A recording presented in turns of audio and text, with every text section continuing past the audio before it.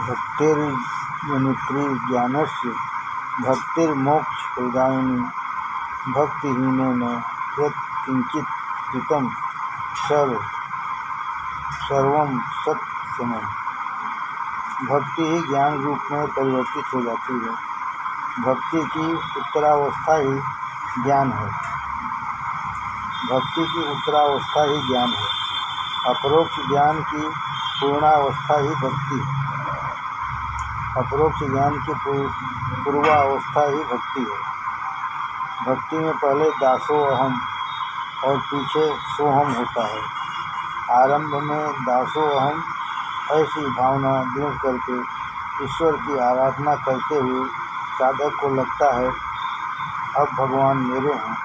पहले मैं भगवान का और भक्ति बढ़े तब भगवान मेरे। उसके पीछे अनुभूति बढ़ती है, देह भान भूलता है, तब मैं और मेरा रहता नहीं। उस समय एक भगवान ही रह जाते हैं। इसके बाद लगता है कि मैं वही ब्रह्म हूँ। इस प्रकार दासोहम से सोहम होता है। भक्ति ही ज्ञान है और ज्ञान ही भक्ति है।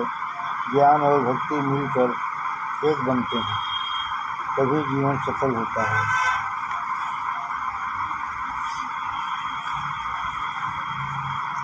भुसुंडी जी कहते हैं, ज्ञान मार्ग बहुत कठिन है। ज्ञान मार्ग में पतन होते देर नहीं लगती। प्रभु भक्ति सुगम सुखदायी है। ज्ञान मार्ग अति दुर्लभ कैवल्य मुक्ति दिलाता है। भक्त को कैवल्य मुक्ति की इच्छा नहीं होती। प्रभु के चरणों में स्थान प्राप्त करके प्रभु की नित्य सेवा में रहने की उनकी इच्छा रहती है। भक्त को भी वही परम पद प्राप्त होता है जो ज्ञानी को प्राप्त होता है। अति दुर्लभ कैवल्य परम पद संत पुराण निगम आगम बद्ध। राम भजत सोई मुकित गोसाई अनइच्छित आवै बरियाई। राम भजत सोई मुकित गोसाई अनइच्छित आवै बरियाई। अनइच्छित भक्त को केवल मुक्ति की इच्छा नहीं। भक्त तो प्रभु से भरत जी की तरह मांगता है, अर्थ न धर्म न काम रूप गति न चहु निर्वाण। जन्म जन्म रति राम पद यह वरदान न आम। भक्त भगवान के चरणों में रहने की इच्छा करता है। प्रभु में तो वह मिल ही गया है। भक्त और भगवान अलग नहीं। भक्त और भगवान से अलग रह नहीं सकता। भगवान से एक क्षण भी विभक्त न हो वह भक्त है। भगवान से एक क्षण भी विभक्त न हो वह भक्त है। निष्काम भक्ति में मुक्ति से भी अधिक दिव्य आनंद है। निष्काम भक्ति में मुक्ति से भी अधिक दिव्य आनंद है। भक्ति का आनंद जिसको नहीं मिला वह मुक्ति की आशा रखता है। भक्ति का आनंद जिसको नहीं मिला वह मुक्ति की आशा रखता है। जिसकी तन्मयता सेवा स्मरण में हो गई है वह जहाँ बैठा है वही मुक्त है। सुंदी जी ने ज्ञान और भक्ति का सुंदर समन्वय किया है। 7 कांडों का संक्षेप में यह भावार्थ है। राम कथा अमृत कथा है। रामायण के एक एक अक्षर का मनन करोगे तो मन शुद्ध होगा। रामचरित्र पापों को जलाता है। रामचरित्र मनुष्य को सावधान करता है। स्वधर्म का पालन करने वाले को बहुत ही सहन करना पड़ता है। प्राण भले ही जाए परंतु धर्म न जाए। जीवन में मनुष्य की ऐसी दृढ़ता रखनी चाहिए। मनुष्य धन के लिए धर्म का व्यवहार छोड़ता है। थोड़ा लाभ होता हो तो धर्म छोड़ देता है, अधर्म करता है, परंतु धन बड़ा नहीं, धर्म बड़ा है। मनुष्य जीवन में धन मुख्य नहीं, धर्म मुख्य है। धन धर्म की मर्यादा में रहकर मिलना चाहिए। धन की अपेक्षा धर्म श्रेष्ठ है। मनुष्य जीवन में धन की आवश्यकता है, परंतु धन भौतिक सुख देता है, जबकि धर्म मन की शांति देता है। धन भौतिक सुख देता है, जबकि धर्म मन की शांति देता है। धन तो अनेक प्रकार दुख भी देता है। मनुष्य को धन प्राप्त करने में, उसको बढ़ाने में, उसका रक्षण करने में तथा उसका उपयोग करने में भी पग पग पर परिश्रम, त्रास और चिंता होती है। धन का नाश होने पर मनुष्य बहुत दुखी हो जाता है। धन हो तो दुख है, जाए तो दुख है, जबकि धर्म तो इस जीवन को सुधारता है और परलोक भी सुधारता है। धर्म इस लोक में शांति देता है और अंत में परमात्मा के चरणों में ले जाता है। धर्म ही मनुष्य का सच्चा धन है, उत्तम धन है। धर्म ही उसका सच्चा मित्र है, सच्चा बंधु है। मरने के पीछे मन साथ जाता नहीं, मरने के पीछे धन साथ जाता नहीं, धर्म ही साथ जाता है। मरने के पीछे धन साथ जाता नहीं, धर्म ही साथ जाता है। कोई भी साथ न दे, सब साथ छोड़ दे, तब भी धर्म साथ देता है। यह मृत्यु के पश्चात भी साथ रहता है। विद्या मित्रम प्रवासेषु, भार्या मित्रम गृहेषु च, व्याधितस्यौषधं मित्रम धर्मो मित्रम मृतस्य च। अपने बालकों को धन का उत्तराधिकारी न बना सको तो कोई बात नहीं, परंतु समस्त संस्कारों का उत्तराधिकारी बनाओ। संपत्ति से कदाचित थोड़ा सुख मिले, परंतु संस्कारों से बहुत शांति मिलती है।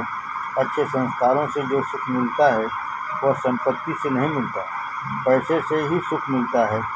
जब से मनुष्य ऐसा समझने लगा तब से पाप बढ़ गया है और जीवन में से शांति चली गई है। पैसे को मुख्य मानने से सदाचार गया, संस्कार गया, सच्चा सुख गया। पैसा जो सुख देता है उससे अधिक सुख संयम से और सदाचार से मिलता है। पैसे से थोड़ा सुख मिलता है, यह बात ठीक है, परंतु पैसे से शांति मिलती नहीं, यह भी उतना ही सत्य है। मनुष्य धर्म की मर्यादा तोड़ता है, इससे दुखी होता है। परमात्मा हमें अधिक सुखी करें तो धर्म की मर्यादा का हमें अधिक से अधिक पालन करना चाहिए। परमात्मा हमें अधिक सुखी करें तो धर्म की मर्यादा का हमें अधिक से अधिक पालन करना चाहिए। अपने धर्म में 4 पुरुषार्थ माने गए हैं: धर्म, अर्थ, काम और मोक्ष। पहला धर्म है और अंतिम मोक्ष है। बीच में अर्थ और काम को रखा है, इसीलिए कि अर्थ और काम ये दोनों धर्म की मर्यादा में रहकर प्राप्त करने और भोगने चाहिए। धर्मानुकूल अर्थ को प्राप्त करो, धर्मानुकूल काम का सेवन करो। मनुष्य जीवन में अर्थ और काम गौण है, धर्म और मोक्ष प्रधान है। कदाचित पैसे का नाश होता हो तो हो जाने दो, परंतु धर्म को मत छोड़ो। धर्मो ही परमो लोके, धर्मे सत्य प्रतिष्ठितम। मानव सृष्टि का संचालन करने के लिए परमात्मा ने जो नियम बनाए उसका नाम है धर्म। मानव सृष्टि का संचालन करने के लिए परमात्मा ने जो नियम बनाए उसका नाम है धर्म। तुमको ठीक लगे या न लगे, धर्म का पालन करोगे तो ही कल्याण होगा। तुम्हें कोई कार्य करना हो तो पहले धर्म से पूछना, यह काम करने से मुझे पाप तो नहीं लगेगा। धन के लिए धर्म का त्याग ईश्वर को सुहाता नहीं, परंतु धर्म के लिए धन का त्याग वह प्रभु को अच्छा लगता है। अपने ऋषियों ने धन को साधन माना है। धन साध्य नहीं, साधन है। महापुरुष धर्म के लिए धन का उपयोग करते हैं, इसमें क्या आश्चर्य है। अरे धर्म रक्षक के लिए तो वे प्राणों का भी त्याग कर देते हैं। धर्म रक्षण के लिए तो वे प्राणों का भी त्याग कर देते हैं। रामायण में ऐसे अनेक चरित्र हैं कि जो धर्म के लिए प्राणों का बलिदान कर देते हैं। धर्म के लिए प्राण देने वाला मरता नहीं, अमर हो जाता है। रामायण में जटायु की कथा आती है कि जटायु ने धर्म के लिए प्राणों का बलिदान किया था। आज हजारों वर्षों के बाद भी जब आप रामायण पढ़ते हैं, सुनते हैं, तो उस समय आपका मन पवित्र होता है। रामचरित अति दिव्य है। सभी स्त्री पुरुष श्री सीता राम जी के एक एक गुणों का मनन करें, एक एक सद्गुण जीवन में उतारें, तो जीवन दिव्य बन जाए। धर्मो वै भगवान शताधिपति धर्मम भजेत सर्वदा। धर्मेणैव निवार्यते अग्निवो धर्माय तस्मै नमः। धर्मान्नाशान्ति परम पदम त्रिभुवने धर्मस्य शांति श्रिया। धर्मे तिष्ठति सत्यमेव शुभदं मा धर्मा वर्जय। रामावतार के हेतु। भक्तिर्मुक्ति विधायिनी भगवत श्री रामचंद्रस्य है। लोकाकाम दुधांगी पद्मयुगलम सेवध्वमत्युषुका। नाना ज्ञान विशेष मंत्र वितंति त्यक्त्वा सुदूरे भीषम। रामं श्याम तनुम सुमारी हृदय भ्रांत भज ध्रुवम बुधा। परमात्मा आनंदमय स्वरूप। परमात्मा श्री राम परमानंद के स्वरूप हैं। निराकार आनंद ही निराकार श्री राम रूप में प्रकट हुए हैं। निराकार वस्तु आँख को दिखती नहीं। फूल साकार है, आँख को दिखता है, परंतु फूल में जो सुगंध है वह निराकार है। पेड़े में की मिठास निराकार है। मिठास का कोई आकार नहीं, कोई रंग नहीं। मिठास पीली, सफ़ेद या काली नहीं, परंतु पेड़े में मिठास है, इस कारण इसका महत्व है। पेड़ा साकार है, मिठास निराकार है। आँख साकार है, आँख की जो देखने की शक्ति है वह निराकार है। परमात्मा निर्गुण निराकार है और सगुण साकार भी है। निराकार के साथ कोई प्रेम कर सकता नहीं, क्योंकि निराकार आँखों से देखा नहीं जा सकता। निराकार वस्तु का अनुभव बुद्धि से होता है। ज्ञानी महापुरुष मानते हैं कि आँख को देखने की शक्ति ईश्वर देता है। यह फूल की माला है, यह किस प्रकार दिखाई देती है, आँख के कारण ही यह दिखाई देती है। परंतु आँख को देखने की शक्ति मन देता है। आँख और मन का संयोग न हो तो दिखे नहीं। मुँह के आगे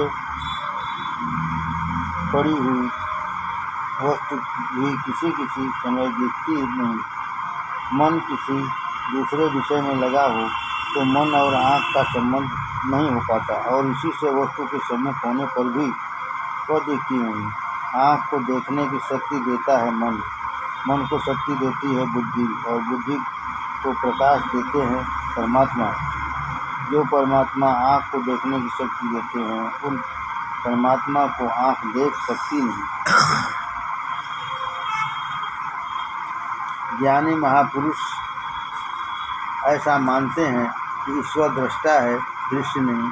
जो सबका दृष्टा है, जो सबका साक्षी है, आसानी से उसे कौन देख जान सकता है। ज्ञानी पुरुष ऐसा मानते हैं कि जो आँख चमड़ी को देखती है, उस आँख से परमात्मा के दर्शन नहीं हो सकते। बाहर की आँख को चर्म चक्षु कहते हैं, अंदर की आँख को ज्ञान चक्षु कहते हैं। इसलिए मानना होगा कि ईश्वर को ज्ञान चक्षु से देख सकते हैं। ईश्वर सूक्ष्म रूप से सर्वत्र विराजे हुए हैं। बुद्धि सूक्ष्म न हो तब तक वह ईश्वर का चिंतन कर सकती नहीं। ईश्वर का कोई रूप नहीं, ईश्वर का कोई आकार नहीं। वेदांत कहता है कि ईश्वर अरूप है। वैष्णव सिद्धांत कहता है कि ईश्वर अनंत रूप है। ईश्वर आकार रहित है क्योंकि अनेक आकार वाला है। ईश्वर का कोई निश्चित आकार नहीं। भक्त मानते हैं कि ईश्वर प्रेम के कारण आकार धारण करता है। सूक्ष्म में से स्थूल रूप में प्रत्यक्ष होता है। अतिशय प्रेम देखकर ही प्रभु अपना स्वरूप प्रकट करते हैं। सगुण ही अगुण ही नहीं कुछ भेदा। गाँव ही मुन पुराण बोझ वेदा। अगुण अरूप अलख अज जोई। भगत प्रेम बस सगुण सोहोई। परमात्मा सगुण निर्गुण दोनों हैं। वेद सगुण निर्गुण ब्रह्म का वर्णन करते हैं। ईश्वर साकार निराकार उभय रूप में लीला करते हैं। निर्गुण ही सगुण बनता है। वह सूक्ष्म है, कोमल है और कठिन भी है।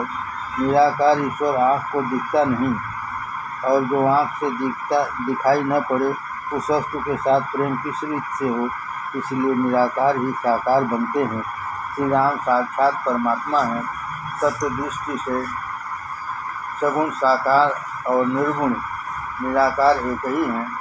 निराकार वस्तु के साथ मनुष्य प्रेम कर सकता नहीं। लोग परमात्मा के साथ प्रेम करें, इसलिए प्रभु ने साकार स्वरूप धारण किया है। योगी जन आनंद का अनुभव करते हैं, परंतु भक्तों के लिए यह आनंद साकार रूप धारण करता है। आनंद ही श्री राम रूप में प्रकट हुआ है। निराकार आकार धारण को तो भी स्वरूप वही रहता है। निराकार आकार धारण करे तो भी स्वरूप वही रहता है। राम जी का समस्त स्वरूप आनंदमय है। राम जी के चरणों में आनंद है, राम जी के हाथ में आनंद है, राम जी के मुख में आनंद है। अधिक तो क्या कहूँ, राम जी के नख में और बालों में भी आनंद है। राम जी का समग्र श्रीअंग आनंद से भरा हुआ है। आनंद के अलावा श्री राम जी के स्वरूप में दूसरा कुछ है ही नहीं। मंदिर में श्री राम जी का दर्शन करते हो उस समय शायद तुमको ऐसा लगता है कि जैसे मेरे हाथ पैर वैसे ही हाथ पैर ठाकुर जी के भी हैं, परंतु हमारे शरीर में और ठाकुर जी के स्वरूप में बहुत अंतर है। अपने शरीर का विचार करोगे तो ध्यान में आएगा कि शरीर के अंदर रुधिर है, मांस है, मज्जा है, हड्डी है। श्री राम के श्रीअंग में न तो रुधिर है, न मांस है, न मज्जा है और न हाड़ है तो केवल आनंद। आनंद के अलावा दूसरा कुछ भी नहीं। जीव को जो शरीर मिला है वह पूर्व जन्म के कर्म प्रमाण से मिला है, पूर्व जन्म की वासना के प्रमाण से मिला है। कर्मणा निर्मितो देहः। किंतु परमात्मा स्वयं की इच्छा से या भक्तों की इच्छा से शरीर धारण करते हैं। परमात्मा का शरीर पंच महाभूतों का बना हुआ नहीं है। परमात्मा का स्वरूप अप्राकृत है, अलौकिक है, आनंद स्वरूप है। जीव को उत्पत्ति और स्थिति में आनंद आता है, लय में आनंद आता नहीं। भगवान को लय में भी आनंद आता है, कारण भगवान स्वयं आनंद स्वरूप है। श्री कृष्ण को 16,000 रानियों के संसर्ग में जो आनंद है वही आनंद सोने की द्वारिका के समुद्र में डूबते समय भी है। जीव माया के अधीन होकर जगत में आता है, परमात्मा मायाधीश होकर जगत में प्रकट होते हैं। राम जी ने पूर्व जन्म में कोई कर्म किया हो और उस कर्म प्रमाण में स्वरूप धारण किया हो, ऐसा नहीं है। तो स्वामी तुलसीदास जी ने कहा है, चिदानंदमय देह तुम्हारी, विगत विकार जान अधिकारी।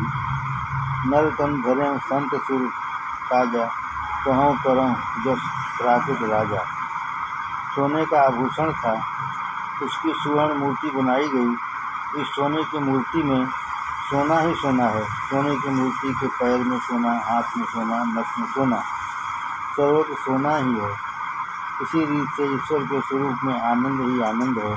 परमात्मा का कारण स्वरूप दिखता है अपने जैसा, परमात्मा का स्वरूप दिखता है अपने जैसा, परंतु यह अपने जैसा नहीं, केवल आनंदमय है। व्यास नारायण का ब्रह्म सूत्र है, आनंदमयो ध्यासात्। कितने ही ऋषि मानते हैं कि ईश्वर में आनंद है, ईश्वर में आनंद है।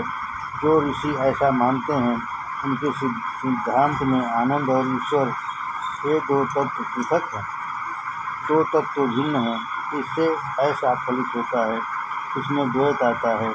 व्यास, वाल्मीकि तथा अन्य ऋषियों का सिद्धांत है कि आनंद ही ईश्वर है, आनंद और ईश्वर भिन्न नहीं। यह अद्वैत सिद्धांत है, आनंद ईश्वर में है ऐसा नहीं। आनंद ईश्वर श्री राम श्री कृष्ण सब एक ही नाम है। आनंद ही ईश्वर का स्वरूप है। खाँड़ के खिलौने में खाँड़ ही होती है। खाँड़ का खिलौना जिस प्रकार नख सिक तक खाणमय होता है, उसी प्रकार परमात्मा का संपूर्ण स्वरूप आनंदमय है। ठाकुर जी के नख और बाल का दर्शन हो, उस समय भी जीव को आनंद मिलता है। फिर भगवान के चरणारविंद और मुखारविंद के दर्शन से आनंद मिले, इसमें क्या आश्चर्य। प्रभु के नख और बाल भी आनंद रूप हैं। परमात्मा का समस्त स्वरूप आनंदमय है। अलौकिक सिद्धांत समझाने के लिए कोई अलौकिक दृष्टांत मिलता नहीं। लौकिक दृष्टांत से ही महापुरुष अलौकिक सिद्धांत समझाते हैं। रात के 12 बजे हैं। एक भाई खटिया में पड़े हुए, परंतु उनको निद्रा आती नहीं। एक भाई विचार में पड़े हैं कि आज निद्रा क्यों नहीं आ रही है। बहुत विचार करने के बाद याद आया कि आज रात्रि को गर्म पानी मिला नहीं। भाई को रात्रि में चाय पीने की आदत थी। वे रात्रि के 12 बजे पीछे चाय बनाने को तैयार हुए। चाय मिले तो निद्रा आवे। पत्नी पीहर में थी, इसीलिए स्वयं को ही सब खटपट करनी पड़ी। पानी गर्म करने लगे। सब तैयारी तो की, परंतु संयोग से डिब्बे में खांड नहीं मिली, समाप्त हो गई थी। अब खांड बिना चाय बने नहीं, और चाय न मिले तो निद्रा आवे नहीं। तो रोज की आदत थी। अब क्या किया जाए। खांड लेने कहाँ जाएं। रात्रि के 12 बजे खांड कौन देगा। अंत में याद आया कि उत्तरायण के दिन बालकों के लिए मैं खांड के खिलौने खरीद कर लाया था। वे घर में ही कहीं पड़े होंगे। फिर एक डिब्बा खोलकर ढूंढने लगे कि खिलौने कहाँ हैं।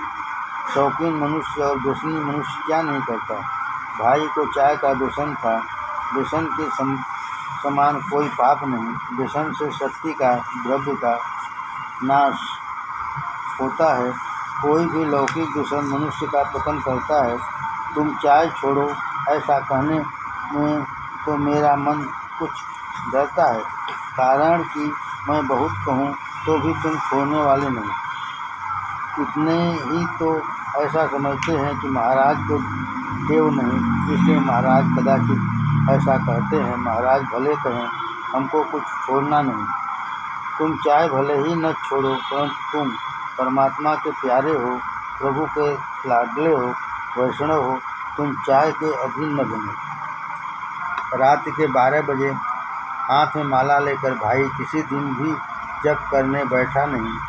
रात्रि के 12 बजे हाथ में माला लेकर भाई किसी दिन भी जप करने बैठा नहीं, क्योंकि चाय पीने की बहुत आतुरता है। इसलिए रात्रि के 12 बजे खांड ढूंढता है। 1 घंटे की तपस्या हुई, तब खांड के खिलौने का डिब्बा हाथ में आया। बहुत राजी हुआ, बस अभी चाय मिलेगी। डिब्बे में खांड का एक हाथी था। हाथी के 2 पांव तोड़े और चाय में डाल दिए। हाथी के पैर डाले या खांड डाली, बालक को हम समझाते हैं कि यह हाथी है, यह घोड़ा है, परंतु खांड का हाथी खांड ही है। खांड के खिलौने में खांड के सिवाय और दूसरा कुछ नहीं। अगर हाथी हो तो डिब्बे में रह सकता है। यह न तो हाथी है और न घोड़ा है। बालक को भले ही वह हाथी दिखे, परंतु खांड के खिलौने में हमें तो खांड ही दिखती है। खांड का खिलौना जिस प्रकार खांडमय ही है, उसी प्रकार परमात्मा का संपूर्ण स्वरूप आनंदमय ही है। ठाकुर के श्रीअंग में आनंद के अतिरिक्त अन्य कुछ भी नहीं। परमात्मा आनंद रूप निर्लेप परिपूर्णश्च सच्चिदानंद विग्रह। शांति से विचार करोगे तो समझोगे तुम्हारा सच्चा स्वरूप भी आनंद ही है। यह जीव का अंश है। यह स्वाभाविक है कि अंश ही आनंद रूप हो तो अंश भी आनंद रूप होगा।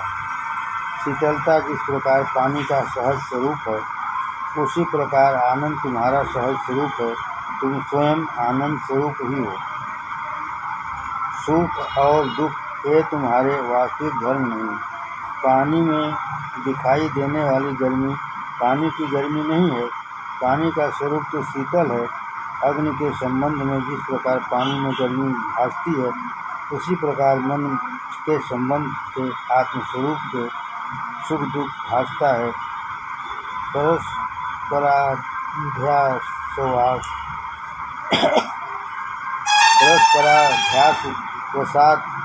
स्यादन्तं करणात्मनो एकीभावाभिमानेन परात्मा दुःखभागिवः। सुख दुख मन के धर्म हैं। आत्मा सुखी नहीं, आत्मा दुखी भी नहीं। आत्मा परमात्मा का अंश है, परमात्मा आनंद रूप है, आत्मा भी आनंद रूप ही है। आनंद तुम्हारा सहज स्वरूप है, इसलिए कोई मनुष्य उदास दिखता हो, दुखी दिखता हो अथवा चिंता में बैठा हो तो तुम उससे पूछ बैठते हो कि आज तुम उदास क्यों लग रहे हो, आज तुमको क्या हो गया है। परंतु मानव प्रातः उठकर स्नान करके शुद्ध कपड़े पहनकर परमात्मा का ध्यान करने को आनंद में बैठा हो तो उससे हम ऐसा नहीं पूछते कि आज तुम आनंद में क्यों बैठे हो। ऐसा पूछोगे तो उसको बुरा लगेगा कि क्या मेरा आनंद तुमसे देखा नहीं जाता। आनंद में रहना तो आत्मा का सहज स्वरूप है। सुख दुख वास्तविक धर्म नहीं। सुख दुख तो कई कारणों से आते हैं। सुख भी टिकता नहीं और दुख भी टिकता नहीं। सुख और दुख दोनों भूल हैं। तुम परमात्मा के अंश हो, तुम आनंद रूप हो। जीव स्वयं आनंद स्वरूप होने पर भी अज्ञान से इस संसार में आनंद को ढूंढने जाता है। जीव स्वयं आनंद स्वरूप होने पर भी अज्ञान से इस संसार में आनंद को ढूंढने जाता है। आनंद किसी स्त्री में नहीं, किसी पुरुष में नहीं, किसी मोटर बंगले में नहीं। आनंद बाहर नहीं, आनंद तुम्हारे अंदर ही है, तुम्हारा सच्चा स्वरूप है। संसार के विषय आनंद देते नहीं, सुख दुख देते हैं। जो सुख देता है वही दुख भी देता है। जीव को सुख की भूख नहीं, आनंद की भूख है। उसे ऐसे आनंद की इच्छा है जिससे उसकी शांति कायम रहे। संसार के विषय कदाचित सुख भले ही दें पर शांति देते नहीं, आनंद देते नहीं। संसार के विषयों में आनंद हो तो वे सबको सब समय एक समान आनंद दें। संसार के विषयों में आनंद हो तो वे सबको सब समय एक समान आनंद दें।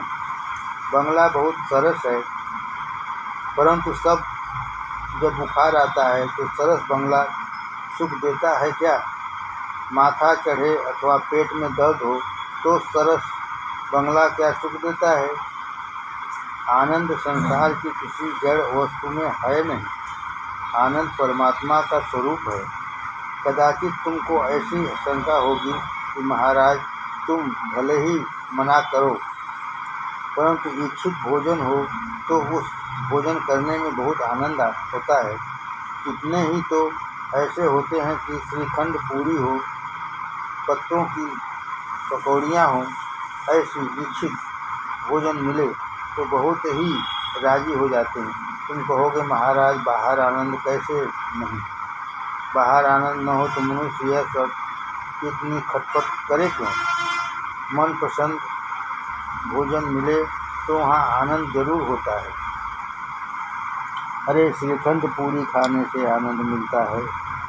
श्रीखंड पूरी में ही आनंद हो तो जिसे बुखार आया हो उसे श्रीखंड पूरी क्यों आनंद नहीं देती। जिसके पेट में अजीर्ण हो उसे श्रीखंड पूरी खाने में क्यों आनंद नहीं आता। श्रीखंड पूरी में आनंद है, मनपसंद भोजन है और खाने को बैठने की तैयारी है। इतने में ही समाचार आया कि अहमदाबाद में कोई संबंधी वृद्धा थी, उसको वहाँ कुछ हो गया। मरण की वार्ता तुम्हारे कान में आवे तो श्रीखंड पूरी खाने में सुख होगा या दुख होगा। श्रीखंड में आनंद हो तो किसी के मरने का समाचार सुनने के बाद श्रीखंड खाने की इच्छा क्यों नहीं होती। उस समय आनंद कहाँ चला जाता है। अरे आनंद श्रीखंड में नहीं। कितने ही तो ऐसे होते हैं कि विचार करते हैं कि बुढ़िया 87 वर्ष की थी, गई, इसमें कुछ बुरा हुआ नहीं, बेचारी छूटी, जो हुआ सो अच्छा ही हुआ। इस समय मैं श्रीखंड पूरी खाता हूँ और कदाचित कोई यही आप चढ़े और मुझे खाता देख ले तो बुरा लगेगा। कितने तो बहुत ही विवेकी होते हैं, दरवाज़ा बंद रखते हैं, घर वालों को कहते हैं कि खोलना नहीं, मैं भोजन कर लूँ तब खोलना। मनुष्य को बुरा कहने में दुख होता नहीं, बुरा दिखे तो उसे दुख होता है। मनुष्य अनेक बार बुरा काम करता है, परंतु उसकी कोई इच्छा होती है कि मेरी बुराई जगत में नहीं दिखे, किसी को खबर न पड़े मैं बुरा काम करता हूँ। थोड़ा विचार करो तो ध्यान में आवेगा, आनंद श्रीखंड में नहीं था। आनंद आत्मा का स्वरूप है, संसार के किसी पदार्थ में अथवा विषय में आनंद नहीं। विषय तो जड़ है, जड़ पदार्थ में आनंद संभव हो ही नहीं सकता। जड़ पदार्थों में जीव को जो कुछ भी आनंद का भास होता है वह अंदर के रहने वाले चैतन्य के स्पर्श से होता है।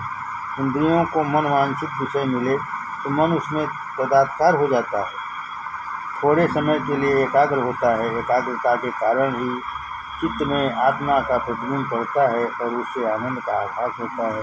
मन अंतर्मुख हो, बाहर घूमता मन अंदर जाकर चैतन्य परमात्मा का स्पर्श करे, मन का ब्रह्म संबंध हो जाए, उतने समय तक आनंद मिलता है। मन बहिर्मुख हुआ, व्यग्र हुआ कि आनंद टूट जाता है। जो सुख इंद्रियों और विषयों के संयोग में होता है वह आरंभ में अमृत जैसा लगता है, परंतु परिणाम में वह विष के समान है।